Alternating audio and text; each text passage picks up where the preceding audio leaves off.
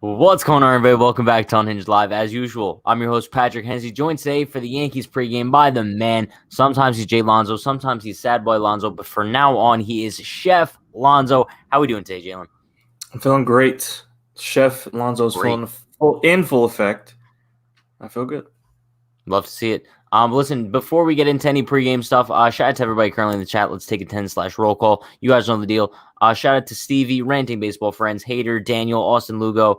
We got Jesse Dominguez, Jesse Sanchez, Jamie, JT, Borg, Lori, Damian. Who else we got? We got Amy, John, Yo Elvis. We got, Christopher. Sorry if I missed anybody. Hope everyone is having an amazing day. But let's before we get into the lineup, let's kind of address the elephant in the room. The Yankees have, I believe, 7 positive COVID tests, all of which have to do with the coaching staff. And Gleyber Torres is not playing tonight because he's the only one that's kind of has pending test results, I believe, which is kind of weird because why is his test the only one that's still pending? But I mean, I'm not too concerned. It might have been. He might be somebody who didn't get the vaccine, or maybe his sample was messed up. I don't know. There's mad reasons, but I'm not too concerned about it. No, yeah, I mean, I've seen people freaking out, and also, there's people on Twitter saying oh, we owe an apology to Marley Rivera and John Heyman. No, we don't, because yesterday when they came out and reported the Yankees have 5 coaches tested positive, there was only 1 positive test at the time. And while they were pending results, it's a lot to just come out and say the Yankees have 5 positive when there's only 1. So I don't think anybody owes an apology to anybody. But let's get into the lineup for today. Leading it off, DJ LeMahieu, Stanton 2, Judge 3, Urshela clean it up, Luke Voit 5, Aaron Hicks back in the lineup in the 6 hole in center, Clint Frazier 7, Higgy 8, and Tyler Wade, the best hitter in the American League, is batting 9th at shortstop. Jalen, how are we feeling about this lineup? I mean, it's fine. I guess we weren't really expecting much. We knew Gleyber was not going to be in there, so I was assuming Tyler Wade would. Yeah, I mean, I can't really complain. It's really nice to see Luke Voit back in the lineup. I was a little worried that he was going to not play the second day, whether it's because of the turf or because he got hit in the hand yesterday. But to see him back in there, that the lineup just looks some. I know, without Gleyber, this lineup looks a little weird, but he lengthens our lineup so much. So I'm glad to see that, and we have Cole pitching. So as long as this offense puts together 3 runs, I guess we should be fine. Yeah, I mean, listen, Cole on the mound, I think that's kind of the key for today. And kind of looking at the game yesterday, the Yankees pitching kept them in the game all day, despite the fact that the offense hasn't really been too hot lately. And I think if Cole could do the same thing today, they're setting themselves up for a series win. And that's kind of why winning yesterday was so important, because now with Cole on the mound today, you put yourself in a really good position to finally win a series against the Tampa Bay Rays. I guess a guy I would pick to kind of watch today, Luke Voit. I know in his first game back, he didn't really do much, but he was just a foot away from an opposite field shot. So I think Voit's looked pretty solid at the plate, especially considering it was his first game back yesterday. I guess the Scranton at-bats kind of held him out a little bit. But yeah, I'm expecting a big night from Luke Voit. I don't know if that's just the optimism in me, but I'm feeling it. Yeah, that would be pretty cool to see him break through early. I know this is kind of yesterday was basically his opening day, so the thing that people always talk about is, you don't want to wait too long for your first hit, for your first home run, your first RBI, all those types of things. He wants to get those out of the way early. And, his at-bats, I think he struck out and ground to a double play aside from the flyout. His at-bats looked fine to me. He's seeing pitches well. He worked a couple counts. So I'm just excited to see him in there getting more reps. Seeing him back-to-back days is a really positive sign.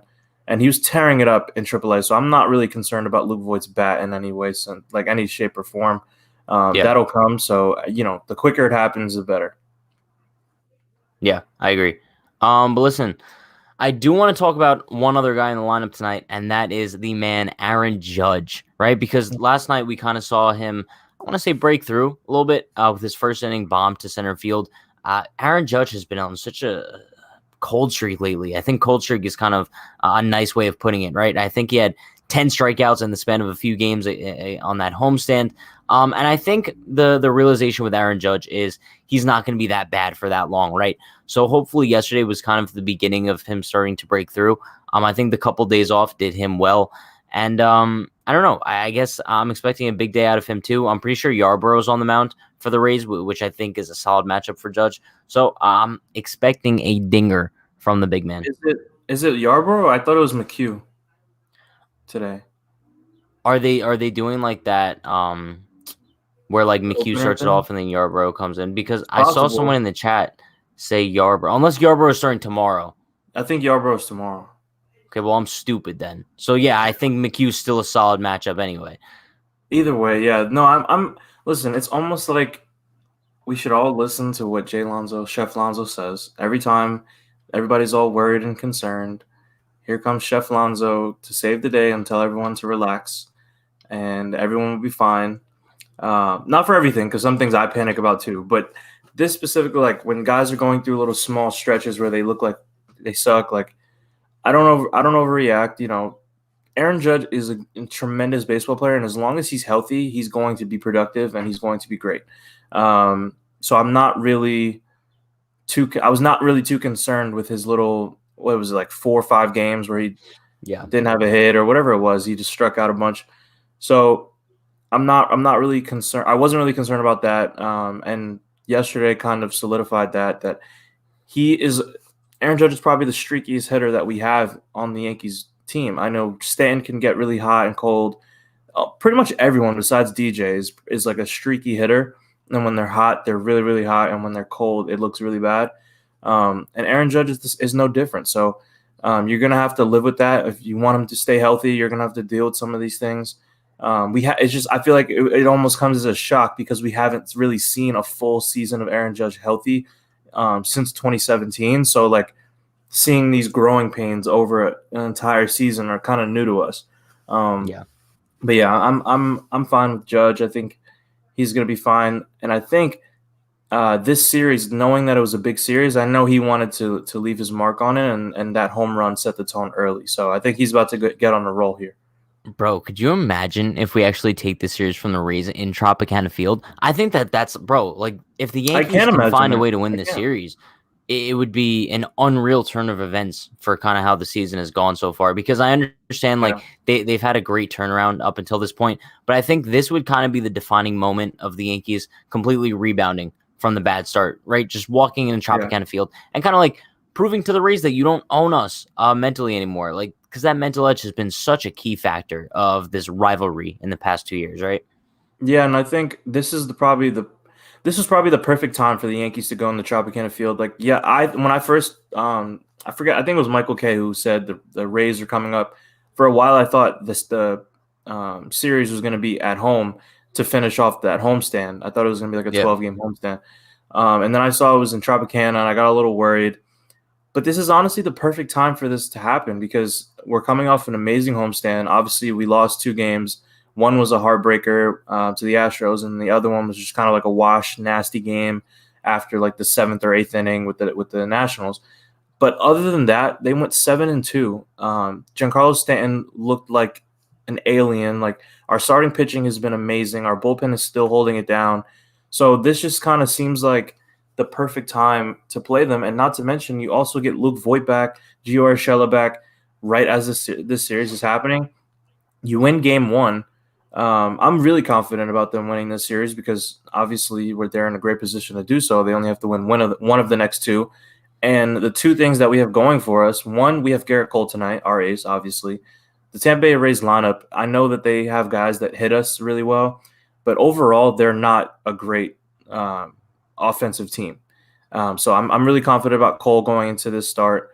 And then on top of that, we don't have to face Tyler Glass now. So the fact that it's Colin McHugh today, and then I think Rich Hill tomorrow, like, 2 decent pitchers, but the fact that we missed their ace is it goes a long way into us potentially winning this series. And I don't care if, people always say you want to beat the best, whatever it is, that's fine. I don't care. I want to just beat the Rays. I'll take it every single day of the week if you told me that we don't have to face Tyler Glass now, because if we get out of Tampa with winning 2 out of 3 or a sweep, that goes a huge way into our confidence for the rest of the season. Easily. And that's kind of the thing that you mentioned. I mean, Garrett Cole is on the mound today, right? So I'd like to see the Yankees provide him with some sort of run support, just to give him some comfortability on the mound and not make him feel like he has to go 8 scoreless just to put his team in a position to win. Because like we said, like Colin McHugh, and I'm pretty sure the chat mentioned, so it is McHugh and then Yarbrough is the route they're going to go today. So if the Yankees can't pound on these two guys, this is probably the easiest pitching matchup that they'll probably have all series. So if they can't find a way to pounce today, I'm going to be a little bit frustrated just because you don't want to have to walk into tomorrow and have that be the deciding game of the series. But let's take a look at some of these comments here in the chat. Damian says, yo, fellas, I was looking at highlights from Florial. It's time to call him up and make him the 4th outfielder, and looks like he's hitting the breaking ball. Here's my thing, Damian. The Yankees have had numerous outfield prospects in the past few years who are very capable of being a 4th outfielder, but it's just never going to happen because Brett Gardner is that guy. As much as I hate to say it, but as much as we want to see Florial, I have to sneeze. There you go. Bless you. There we go. But listen, as much as we love Florial, as much as we love Talkman, Brett Gardner kind of blocks these guys from shining in that 4th outfield spot. That's kind of why we didn't. I mean, we go back to it every time. That's why we didn't want him back in the first place. Yeah. And I think them trading Mike Talkman was a very clear indicator of that. But yeah, I think it'll be probably a couple of years before we see another 4th outfielder. The only way I could see somebody like Florial coming up and making some kind of impact and having a productive outcome on this team is if something happens with Clint, as far as like if he's traded or they send him back down to AAA if he keeps struggling. Or an injury, which all of those things are possibilities. Like, I don't want to say that it's unlikely because we still believe in Clint. We still think he's going to be our starting left fielder moving forward. But as you've seen so far in the beginning of the season, things can happen. So, we'll see. I still like Florial. I think he has a ton of potential, and he's still pretty young. So we'll see. Yeah, listen, Jalen, you know what we're not going to do? This. We're not going to be doing this all season. Every single time, like, Jason Dominguez has an at-bat, I don't care. I'm sorry. Like, I saw the video clip of the double. Sure, he has great bat speed. He looks good. But I'm not going to be too impressed over a double in an extended spring training at-bat. Everyone chill. Ready, you know what Jalen? I think? 1, 2, 3. I think you – I saw the clips, and I thought it was cool. I'm not too, like – it is what it is. It is what it is with that guy. I'm just ready to see him play like real games and stuff. But I think you are very like I super don't care about what he does because you don't want to get your hypes up too much for this guy. No, yeah, and I completely agree with you. Like, I don't want to sit here and think that this guy is literally the next coming of Mickey Mantle, like everyone hyped him up to be. No, yeah. And then he comes and he hits 240 and 16 home runs. Like I that would break my heart. So we'll just see how he progresses. He's still only 18 years old. He hasn't played a professional game of baseball yet. Bro, but that's my June thing. 28th, when they said he's going to start a season. It's ridiculous just because, like, obviously the dude has a ton of talent, right? He's a highly touted prospect for a reason. But it's like, let's not put a magnifying glass on every single at-bat of his. Like, let him progress. And then if he does eventually end up, like, forming into that superstar that we think he has the potential to be, then I'll get excited. I'll jump on the bandwagon. But right now, everyone just please chill. But that's what happens when you have. Well, there's a bunch of factors coming into it. Is the fact that we haven't seen him play a real game. Like, if you Google or YouTube his highlights, it's just him taking BP. And like, doing workouts. There's that like mystique factor that comes into it. The fact that they paid him so much money is a big part of it. And then the fact that the media kind of just jumped on this guy and was just God. He's the next coming of Mike Trout and all this Bo Jackson and all these different things. So, of course, fans are going to be extremely excited. And any single, like, amount of footage that we have for him, people are going to just completely circulate it. So, I'm just going to wait and see how he does this year. And his what is he starting in? He's in low A? They haven't announced it. I think they're gonna just judge him based on extended spring training. I'm assuming low A, just because I can't really see them sending him directly into high A. I think you send him into low A, and then high A, double A. If anything, I think he skips triple A if he really performs like extremely well.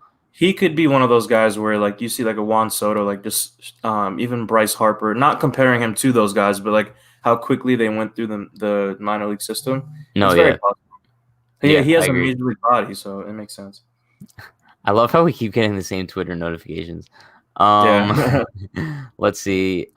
Stevie Bat says shouldn't have gotten rid of Talkman. Wandy's doing good. They could have got him without the trade or somebody else. Now, Jalen, I was kind of thinking about this the other day, right? Wandy Peralta's been solid in the Yankees bullpen. I'm not really complaining about the acquisition at all, but I truly feel like they easily could have gotten him without giving up Talkman.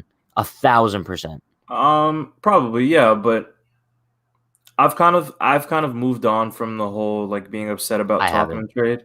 You know why? Because I just kind of have to we have to live with the fact that Talkman was not going to make an impact on this team. Should he have? I think so. I think he should have gotten more opportunities ahead of Brett Gardner, and especially with Aaron Hicks starting the year struggling and Clint Frazier still struggling.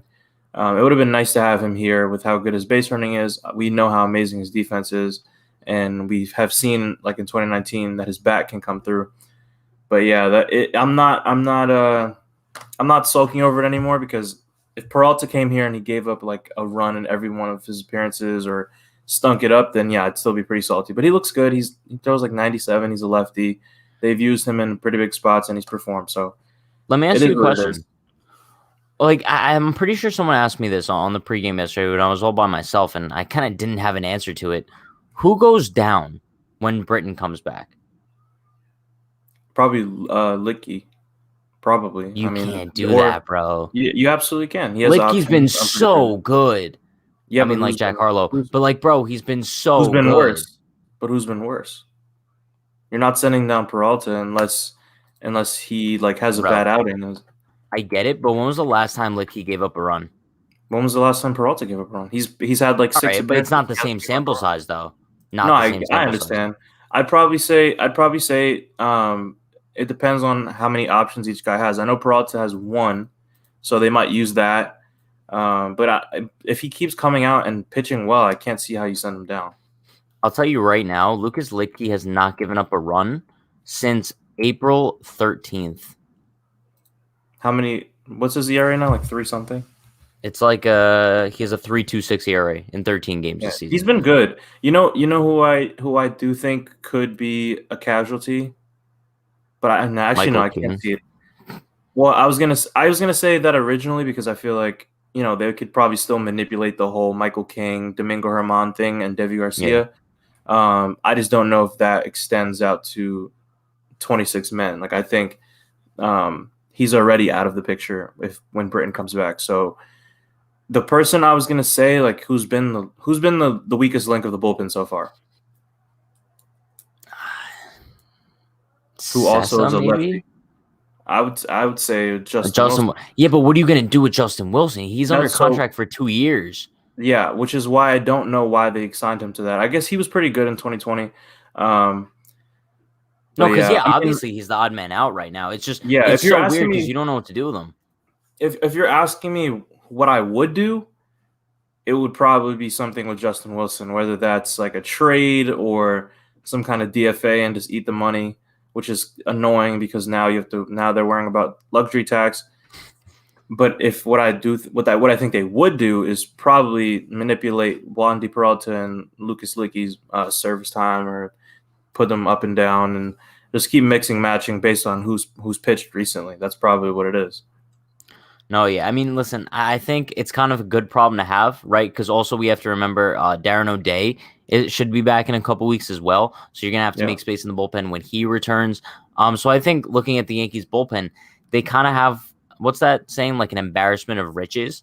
It's like they have so many solid options that they could go to at any given time. I think kind of Nick Nelson being terrible this year kind of made things a little bit easier, right? Because if Those Nick things kind of Nelson, work. yeah, No, like yeah, if Nick Nelson was those having a things always solid kind of work year, themselves out. yeah. Let's see. Kevin says Sessa and Loizaga have been the best in the pen right now. I like Luis Sessa, but I don't think he's been one of the best out of the bullpen so far this year. He started off pretty well, and then he's had a couple of rough outings, but he's still been pretty solid. That's the thing, like the guys that we would traditionally say like just send down or DFA. Like, do you remember how many times we used to say DFA Luis Sessa? Oh, I know. Well, I never said that. Now, I've always been a Sessa guy. Ever since day one, I'm a Sessa guy. Him and Loizaga guy. You're a big Sessa guy. I'm a Loizaga guy. I always said Loizaga is going to figure it out. They need to stop starting him and putting him in these mob-up situations. Like, put him in a little bit higher leverage than what he's getting. And then I remember you and I had this conversation last year in the playoffs. They were putting in Sessa in like mop-up situations and not using Adam Ottavino, or not. Maybe it wasn't last year. Was it last year? It was 2020. Yeah, and they weren't using Adam Ottavino. Yeah, that's so. I mean, listen, I like the fact that there's so many options because it makes it a little bit more bulletproof for Aaron Boone to not mess it up. Which is, I agree. He still can. He absolutely still can mess it up, but when you give him a lot better options in the bullpen, it makes it a little harder to. Great options, just like Jack Harlow. But I do want to pull up Sessa's stats here, only because I think a lot of people hate on the guy for no reason. I think just because they have a really sour taste in their mouth from like the early part of his career. What do you, Jalen? The dude has not been bad since 2018. That's true, but I think it's not no reason. I think it's just like kind of a grudge. Like, people remember the terrible impression that he made. But the same people who hate Luis Sessa love Brett Gardner. Well, that doesn't make much sense. Thank you. All right, let's take a look at some of these comments in the chat. Before I get off on a little tirade here. Is tirade a word? It is a word. Tirade? Just saying. This is an interesting comment that I was not expecting to have to address today. Yankees should have kept Maben around. Remember Cameron Maben? I love Cameron Maben. He was one of my awesome. Favorite players. I don't think they should have kept him. You have a lot of favorite Major League players, a lot. I do. And all right, and I just love Major League players who play with emotion and energy and bring good vibes. That's it. No, yeah, sure. That's why I kind of soured. Like, Manny Machado used to be one of my favorite players, but after that whole like weird thing that he had with the Dodgers and all that weird stuff, I kind of soured on him. So. He was really weird with the Dodgers. He had like a lot of like weird stuff going on there. I don't know if it's because it was just a microscope. It was really weird. I don't know. But it seemed like once he went to San Diego, he kind of like got back to like normal Manny, I guess, if you want to call it. Yeah. I think he got like humbled. I think he just got paid and he's like, I don't need my name in the news 24/7 now anymore. Like, you know. Steven says Andrew McCutchen on the Yankees feels like a fever dream. That's such a good way of describing it. Another guy, one of my favorite baseball players. Okay, it would be easier if we just like name somebody. You're like, no, they're not one of my favorite baseball players. Ready? Tyler 1, 2, 3. Aaron Hicks. I won't say one of my favorite. I like him though.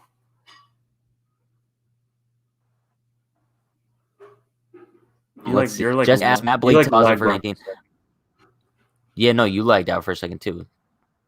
That's odd. Jesse Dominguez says, Matt Blake tested positive for COVID-19. C. Yes, that did indeed happen. Bilingual Patrick. I took Spanish I took 1 year of Spanish in middle school, and then in high school, you know what language they made me take?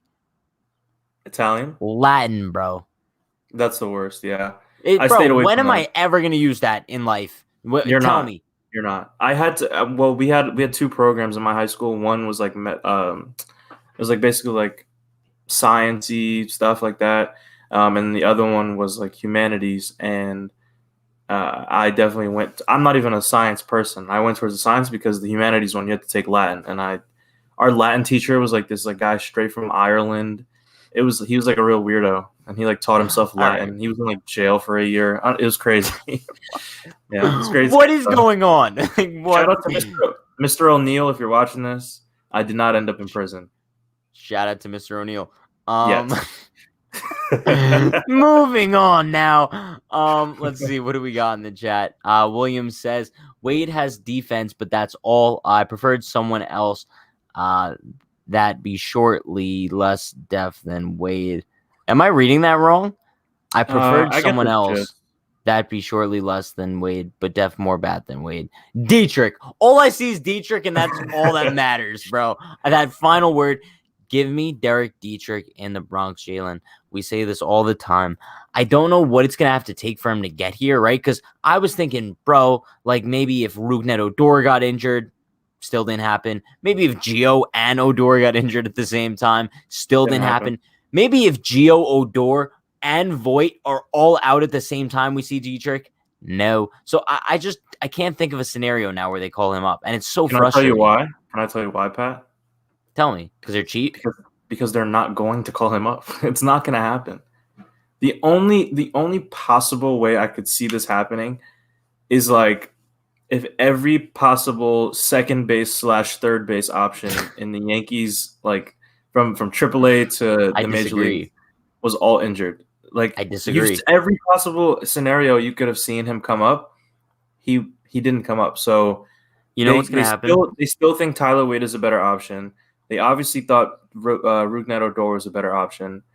Like they brought up Miguel Andujar before they brought up Dietrich, which I mean I guess, but like there's no alleyway for him to go, or pathway I should say, for him to get to the major leagues. I just don't see it. No, I wish there was, bro. Alleyway is kind of the right way to put it, because right now Derek Dietrich is in like a dark alleyway all by himself, and it's like no one wants to come help him. And all of a sudden, like Brett Gardner's like slowly walking down with a baseball bat in his hand, and it's like, whoa, like what's Dietrich supposed to do now? It's kind of frustrating. Is this true? Higgy speaks Latin? Probably. I know. Didi spoke Latin. Didi spoke like every language ever. Is there anything more useless? Like, bro, I kind of wish that I learned Spanish in high school just because that's so useful, like, in life. Bro, I took it in 8th grade, and I still remember some stuff. Ready? Do you know any Spanish? I do. Ready? Mi bailo en la escuela. Wow. Yep. You know what's crazy is I actually had to learn a lot of Spanish. Well, my family's Hispanic. I'm Puerto Rican, but like I go to school in Miami, so I had to learn a ton more Spanish. Because like if you go to a restaurant there and you want to order food, like I would go to like this little Cuban restaurant and I would try to order like steak or whatever, and the lady would look at me and just be like what? Like what are you trying to say to me right now? And I think they understood, but they know they can pick on people who don't speak Spanish, and they try to it was like an old lady. She was trying to get me to speak Spanish. Look at that. Look at you, Jalen. Bilingual over here, kind of. Let's see. Higgy speaks multiple languages. I think he speaks Japanese too. I think he is Japanese. I think he's like half Japanese. I don't think he's full Japanese. Like whole deep dive into Higgy's background. We're deep diving into it. You dance in the school, Pat. Someone knows. Where did you have to write that sentence in like a test or something? Why is that the sentence you remember? You know, I only remember it because my Spanish teacher in middle school was actually really fun, right? And she liked me, so like I would always like mess around. I guess I was kind of like the class clown. I would always like make a joke about whatever we were doing. So we would learn like all these random words, like school, dance, and like me. So I kind of just like put random words together, and like mi bailo en la escuela. And then I would just start dying. I don't know. I think it's by luck because like you gotta match the feminine to the escuela, right? We'll work on this off camera. Ready? Mi corazón es mucho frío. Okay. All right. No, that's right. We'll work on it off camera. Okay, what does that mean though? You're trying to say that your heart is cold?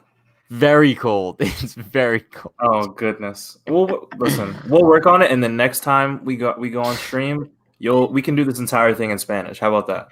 I think you know what, we might have to. I mean, YouTube would probably dig it too, right? Your heart is cold. Yeah. Look, see, bro, people are getting it. They're getting it. Yeah. But all right, we'll work on it. Jalen, do we have any predictions for tonight's game? How do you think Cole's gonna do? I think Cole is gonna shove. I think he probably has a little bit of a sour taste in his mouth from the Astros start.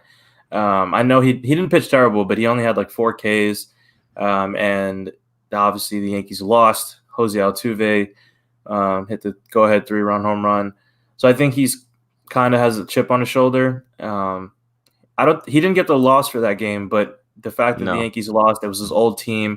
He's probably a little pissed off about it, and A little nugget here. Cole's last loss came against these very same Tampa Bay Rays. And that was the game where Aaron Hicks had 2 errors in the same inning, and it was kind of I consider it like an unearned loss. Sometimes tough luck loser, people, all those types of things. So I really do think that Cole is going to come out and just dominate. The Yankees have good momentum going. They've won how many series in a row? What is it, 3, 4? I think it's 3. I think it's 3. Yeah. So I'm excited to watch Cole pitch tonight. He's with his boy Higgy, the Japanese speaker / Latin speaker / everything speaker. I'm gonna go with. How about this? Let's give you an exact stat line. Give me it. I'm gonna go with Cole, 8 innings. Love it. I think he's gonna go 11 Ks. Love it. No walks. Love that. 3 hits. Okay. No runs. Okay.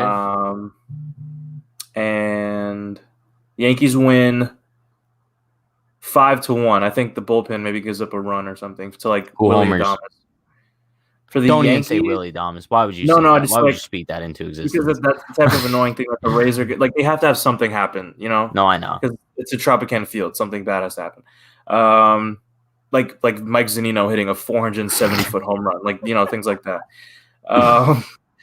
I think tonight the home run. Who's even playing? I guess I'll go with Aaron Hicks. Aaron Hicks is going to hit a home run tonight because he's going to be hitting from the right side when Yarbrough comes in. He's going to hit a home run. And I think we also get a home run from Clint Frazier. I love you, Jalen. You are my favorite. I'm predicting Clint as usual. I'm going to go out there a little bit. I'm predicting Voit. I think Voit kind of capitalizes on the luck from yesterday. I don't know. We'll see. My stat line for Cole, I think Cole goes 7 and I want to say 2/3, but I think that if Boone takes him out with 1 out to go in the 8th, he would probably kill somebody. So I'm going to say Cole goes 8. I think he gives up 4 hits, no earned runs. I'm thinking 8 shutout, 13 Ks. I like that. What's funny is if anybody in the chat looked at our video talking about the Yankees potentially trading for Max Scherzer, imagine Max Scherzer and Garrett Cole games 1 and 2, and however order you want that. And Aaron Boone takes a walk out to the mound to try to take one of them out of a close game. I would love that. I would just absolutely love. They would probably knock him out. Probably together. They would do it they would beat him up behind closed doors in the Yankee clubhouse. Those easily. 2 on the same pitching in the same rotation is just absolutely nuts. And it's even unreal, Kluber too.